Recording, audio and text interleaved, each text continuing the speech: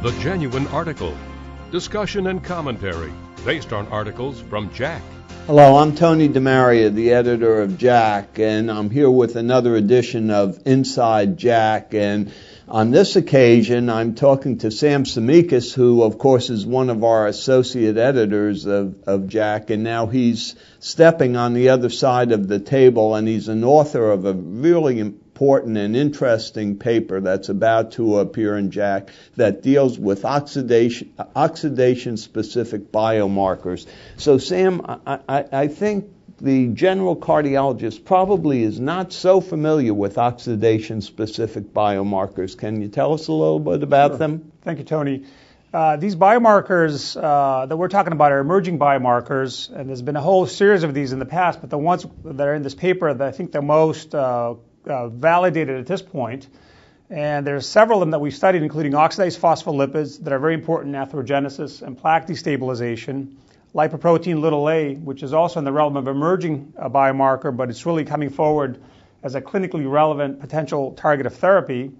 And then there's some phospholipases that break down either oxidized phospholipids or their carriers like LPA, such as LPPLA2, phospholipase-associated A2, or secretory phospholipase A2, which are enzymes that break apart oxidized phospholipids.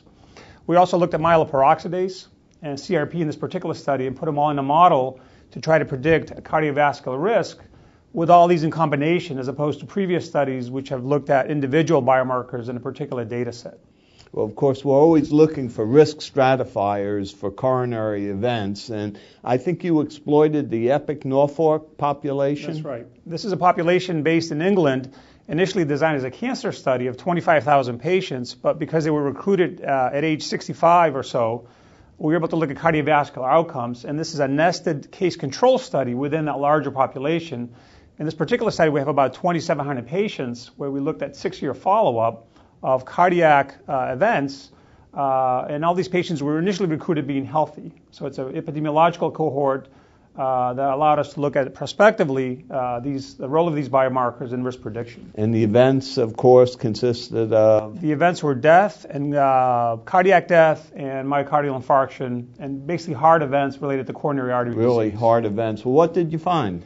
What we found is that the two major parts of the study was the oxidized phospholipid biomarkers and the LPA were independently predictive of the primary endpoint, and the odds ratio was about 1.7, independent of other risk factors. This was also independent of Framingham, or added value to Framingham, and it was independent of CRP and other traditional things that are usually measured. The second thing that we did is we took all the biomarkers and put them in one model and tried to assess their incremental value above and beyond, measure them individually. And what we found is that when you look at these biomarkers in tertiles, that combinations of them, because they're pathophysiologically related, allow us to enhance or double the risk ratio to about 3.5 to 4, by having, say, oxidized phospholipid with secretory PLA2 in the same model. So by themselves, they're independently predictive, but as a combination, they're additionally predictive, doubling the odds ratio. We then looked at them in the Framingham risk model, and each one of these biomarkers, to various extents, allow you to further reclassify, in a sense, the risk that you have within each Framingham tertile.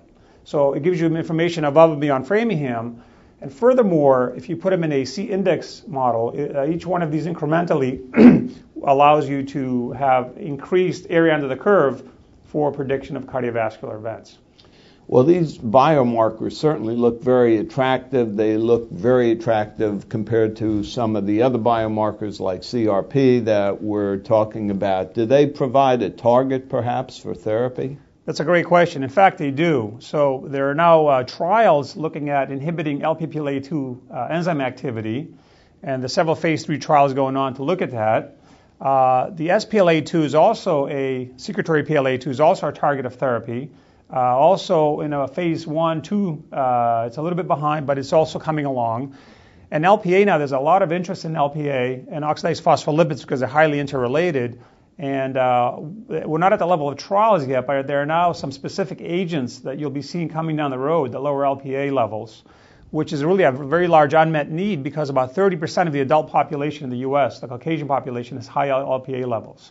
It's a genetic risk factor, so it starts at birth.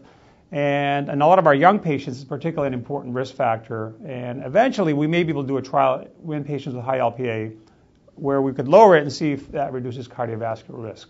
Well, this is really exciting, Sam. It's clear that as cardiologists, all of us are going to have to become very conversant and familiar with oxidation-specific biomarkers.